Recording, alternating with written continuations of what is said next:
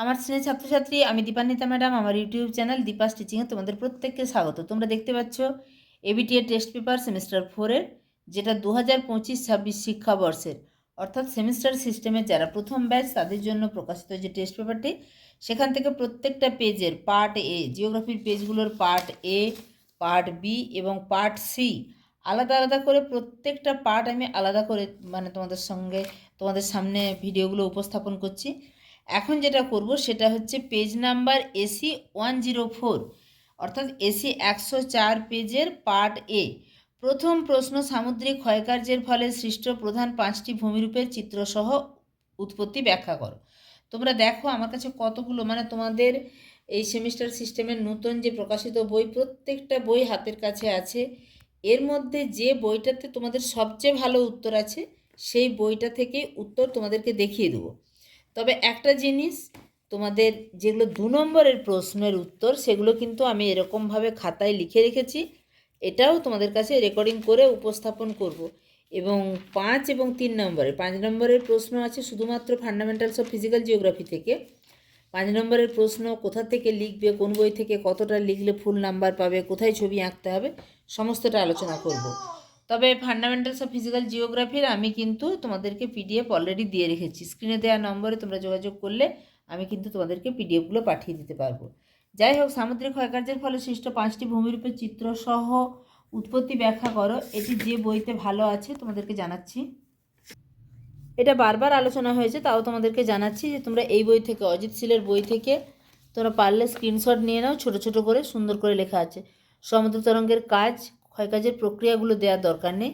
তোমাদের যে কোনো 5টি ভূমিরূপের সচিত্র বিবরণ বলেছে, বা যদি সমস্ত ভূমিরূপগুলো আসে, ভৃগু দেখো অল্প কথায় লেখা আছে, একদম ক্লোজ, স্ক্রিনশট নিয়ে নেবে, তোমরা লিখে নেবে। তরঙ্গ কর্তৃত মঞ্চ, আমি আর রিডিং পড়ছি না।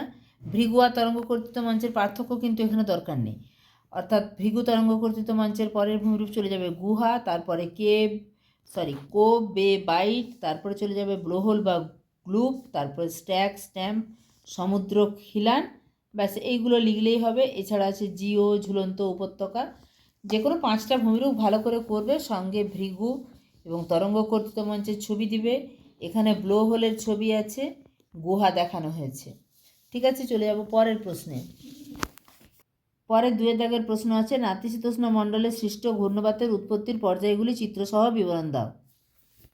এই প্রশ্নের উত্তরটি রায়মার্টিনের বই থেকে তোমরা 107 এই পেজে অবশ্যই 6টা পর্যায়ের ছবি আঁকতে হবে।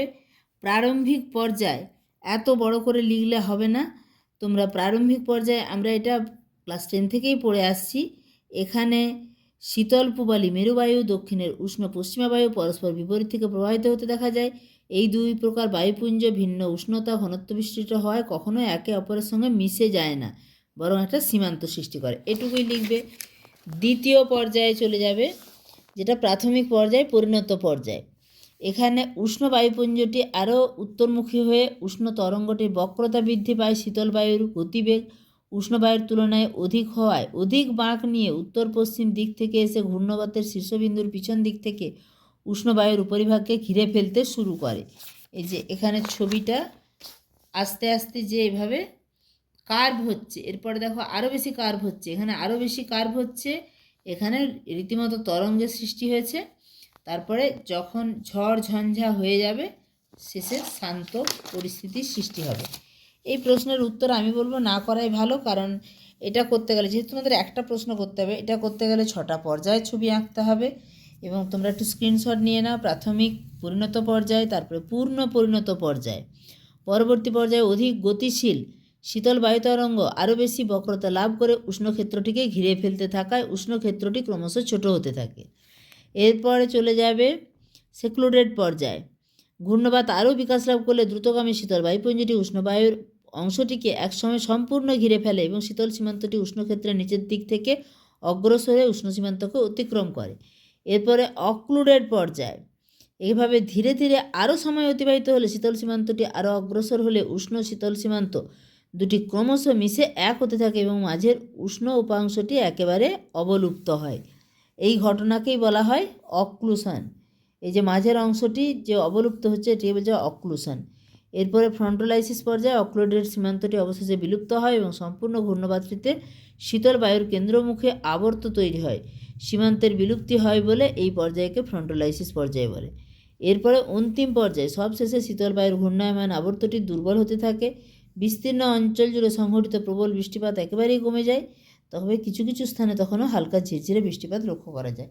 সামগ্রিকভাবে দেখতে গেলে এই প্রশ্নের উত্তর কিন্তু অনেক বড় হবে, প্লাস 6টা পর্যায়ে ছবি আঁকতে গিয়ে তোমাদের অনেকটা সময় যাবে। তবে ছবি এত করে কালার বা কিছু দেওয়ার দরকার নেই, জাস্ট অ্যারোগুলো দিবে, যতটা সংক্ষিপ্ত করা যায় সেভাবে। যদি একদম কমন পেলে না, তাহলে এটা ছবিটা খুব কঠিন ভেবে নেওয়ার কিছু নেই। তবে শীতল বায়ু উষ্ণবায়ুকে দুটো আলাদা আলাদা কালারে রাখবে। চলে যাব 3 নম্বরের প্রশ্নগুলোতে। এখানেও 4টে প্রশ্নের মধ্যে তোমাদেরকে দুটো করতে হবে। প্রথমে অভিসারী এবং প্রতিসারী পাত সীমান্তের তুলনা। এটা আর আলাদা করে বলছি না, কারণ অভিসারী আমরা জানি দুটো পাত যখন পরস্পরের অভিমুখে আসে, প্রতিসারী যখন পরস্পর থেকে দূরে সরে যায়। এই কোশ্চেনের আলোচনা কিন্তু অনেকবার হয়েছে। পরের কোশ্চেন, জলবায়ুর উপর সমুদ্র স্রোতের 3টি প্রভাব উল্লেখ করো। জলবায়ুর উপর আমরা সমুদ্র স্রোতের এমনিতে প্রভাব অনেক কিছুই জানি, তবে জলবায়ুর উপর প্রভাব মূলত যে স্পেসিফিক যেগুলো শুধুমাত্র জলবায়ুর উপরে প্রভাব, সেটা একটু তোমাদেরকে দেখিয়ে দিচ্ছি কীভাবে লিখবে। তাও আগের প্রশ্নের উত্তর যদি তোমরা বাই চান্স না পাও, এখান থেকে একটুখানি স্ক্রিনশট নিয়ে নাও। অভিসারী পাত সীমান্ত, প্রতিসারী পাত সীমান্ত, পার্থক্যের ভিত্তি ছক করে সুন্দর করে দেওয়া আছে। অভিসারীটা যেহেতু আগে লেখা আছে, তোমরা অভিসারীটা আগে লিখবে। পাতের চলন, এর অপর নাম গঠনাত্মক পাত সীমান্ত বা ধ্বংসাত্মক পাত সীমান্ত, যেটা যার নাম। পাতের প্রকৃতি, অবস্থান, ভূমিরূপ, ভূমিকম্প। স্ক্রিনশট নিয়ে নাও, সুন্দর করে লেখা আছে। আর যেটা পরের কোশ্চেন বলছিলাম 3 নম্বরে, সেটা হচ্ছে জলবায়ুর উপর সমুদ্র স্রোতের 3টি প্রভাব। দেখো, জলবায়ুর উপর সমুদ্র স্রোতের প্রভাব আমরা জানি, উষ্ণ এবং শীতল স্রোত দুরকম স্রোতই কিন্তু উপকূলবর্তী অঞ্চলের জলবায়ুকে প্রভাবিত করে। কীরকম? সমুদ্র জলের উষ্ণতার তারতম্য, সমুদ্র স্রোত সমুদ্র এবং উপকূলের যে অংশ দিয়ে প্রবাহিত হয় সেখানকার তাপমাত্রার পরিবর্তন ঘটায়। যদি উষ্ণ সমুদ্র স্রোত পাশ দিয়ে প্রবাহিত হয় সেখানকার তাপমাত্রা বৃদ্ধি পাবে, যদি শীতল সমুদ্র স্রোত পাশ দিয়ে প্রবাহিত হয় সেখানে তাপমাত্রা হ্রাস পাবে। উদাহরণ হিসেবে আমরা যেটা সবচেয়ে বেশি ব্যবহার করি সেটা হচ্ছে উষ্ণ উপসাগরীয় স্রোতের প্রভাবে উত্তর আমেরিকার পূর্ব উপকূল এবং উষ্ণ উত্তর আটলান্টিক স্রোতের প্রভাবে নরওয়ে, সুইডেন, ডেনমার্ক অঞ্চলে উষ্ণতা বেশি হয়। আবার শীতল লাব্রাডর স্রোতের প্রভাবে নিউফাউন্ডল্যান্ড দ্বীপপুঞ্জের পূর্ব উপকূল অধিকাংশ সময় বরফাবৃত থাকে। এছাড়া যেগুলো, এটা হচ্ছে মূলত জলবায়ুর উপর প্রভাব। যেমন লবণতার নিয়ন্ত্রক, এটাতে আমরা যাব না, যেহেতু জলবায়ুর উপর প্রভাব পড়েছে।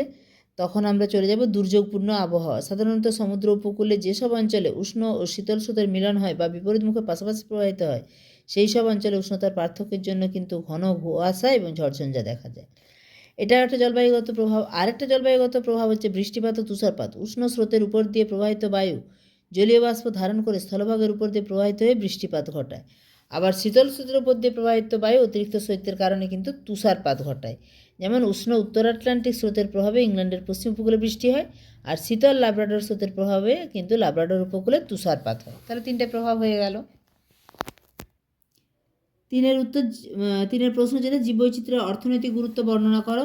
অর্থনৈতিক গুরুত্ব এখানে একটু ইন্ট্রোডাকশান দিবে যে বৈচিত্র্যময় জীবজগৎ কৃষি, ওষুধ, বনজ সম্পদ, শিল্প, পর্যটন ইত্যাদি সমস্ত ক্ষেত্রে ইতিবাচক প্রভাব ফেলে। কাঁচামালের সংস্থান, বিভিন্ন শস্য, জীব বৈচিত্র্য মানে উদ্ভিদেরও বৈচিত্র্য, প্রাণীরও বৈচিত্র্য। ধান, গম, মিলেট, ডাল, বার্লি, ভুট্টা। এছাড়া তন্তু ফসল, পাট, শন, উদ্দীপক উপাদান যেমন চা, কফি, কোকো। এছাড়া কাঠ, যেগুলো থেকে ভালো বা দামি কাঠ পাওয়া যায়, শাল, সেগুন, মেহগনি, শিশু, ইউক্যালিপটাস। ভেষজ, সর্পগন্ধা, বাসক, তুলসী। এছাড়া ফল, আম, জাম, আঙুর, লিচু, আপেল, কমলালেবু, ডালিম।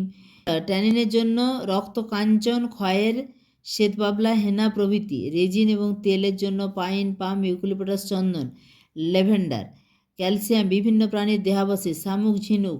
পশম ও মাংস, বিভিন্ন প্রাণীর দেহজাত লোম, মাংস যেমন ইয়াক, ভেড়া, শূকর, গরু, ছাগল ইত্যাদি। এছাড়া খাদ্যের উৎস, মানুষ সর্বভুক প্রাণী হওয়ায় সে উদ্ভিদজাত উৎস আর প্রাণীজাত উৎস সব কিছুই কিন্তু তার মানে জীববৈচিত্র্য বা জীবজগৎ থেকেই আসছে। জ্বালানির উৎস, পেট্রোল, ডিজেল, প্রাকৃতিক গ্যাস, কয়লা, এগুলো কিন্তু পরোক্ষভাবে জীবাশ্ম। দীর্ঘদিন ধরে প্রাণীদেহ উদ্ভিদে মাটির তলায় চাপা পড়ে কয়লা বা খনিজ তেল তৈরি হয়। ঔষধি গুণ, আগেই বেশ কিছু ঔষধি গুণের কথা বললাম। এছাড়া ন্যাশনাল ক্যান্সার রিসার্চ ইনস্টিটিউটের মতো গ্রীষ্মমণ্ডলীয় প্রায় 3000 প্রজাতির গাছপালা থেকে অধিকাংশ জীবনদায়ী ওষুধ তৈরি হয়। এখানটা তোমরা পারলে একটু স্ক্রিনশট নিয়ে নাও, যাতে পুরো উত্তরটা লিখে নিতে পারো। চলে যাব নেক্সট কোশ্চেনে। সমুদ্রবক্ষ সম্প্রসারণের 3টি নিদর্শন দাও। এই প্রশ্নের উত্তর আগের পেজগুলোতে বারে বারে হয়েছে। তাহলে এবারে 2 নম্বরের প্রশ্নের উত্তর যেগুলো, সেগুলো তোমাদেরকে বলেছিলাম যে আমি খাতায় লিখে দিয়েছি, তোমাদের কাছে উপস্থাপন করছি। ডেভিসের ক্ষয়চক্র মতবাদের ত্রয়ী কী? এখানে দেখো প্রশ্নগুলো একটু দেখিয়ে নিই, এই প্রশ্নগুলোই আলোচনা করছি। ডেভিসের ক্ষয়চক্র মতবাদের ত্রয়ী কী? লেগুন কীভাবে গড়ে ওঠে? কোন কোন বিষয়ের উপর ভিত্তি করে কোপেন প্রথম জলবায়ু শ্রেণীবিভাগ করেন? ইনভিট্রো সংরক্ষণ কাকে বলে? ডেভিসের ক্ষয়চক্র মতবাদের ত্রয়ী হচ্ছে গঠন, প্রক্রিয়া, পর্যায়। আমরা জানি landscape is a function of structure, process and stage. অর্থাৎ একটা ভূমিরূপ হচ্ছে কিসের ফাংশন? স্ট্রাকচার ভূমির গঠন এবং পদ্ধতি, স্টেজ অর্থাৎ যে বিভিন্ন পর্যায়, যৌবন, পরিণত, বার্ধক্য পর্যায়। তাই এটাই হচ্ছে ত্রয়ী, স্ট্রাকচার, প্রসেস অ্যান্ড স্টেজ বা গঠন, প্রক্রিয়া এবং পর্যায়। লেগুন কিভাবে গড়ে ওঠে? লেগুন হলো সমুদ্র বা বড় জলভাগ থেকে বিচ্ছিন্ন বা আংশিক বিচ্ছিন্ন একটি অগভীর লবণাক্ত জলাভূমি। সাধারণত বালির বাঁধ, প্রবাল প্রাচীর বা স্পিড দ্বারা এটি মূল সমুদ্র থেকে আলাদা হয়ে থাকে। কোন কোন বিষয়ের উপর ভিত্তি করে কোপেন প্রথম জলবায়ু শ্রেণীবিভাগ করেন? উত্তর হচ্ছে নিট বিকিরণ, তাপমাত্রা, অধঃক্ষেপণ বা বৃষ্টিপাত, বাষ্পীভবন, স্বাভাবিক উদ্ভিদ এবং মৃত্তিকা। পরের কোশ্চেন, ইনভিট্রো সংরক্ষণ কাকে বলে? নিম্ন তাপমাত্রায় ল্যাবরেটরিতে জার্ম প্লাজম, প্রোটোপ্লাজমযুক্ত কোষ, টিস্যু ইত্যাদি সংরক্ষণের পদ্ধতিকে ইনভিট্রো সংরক্ষণ বলে।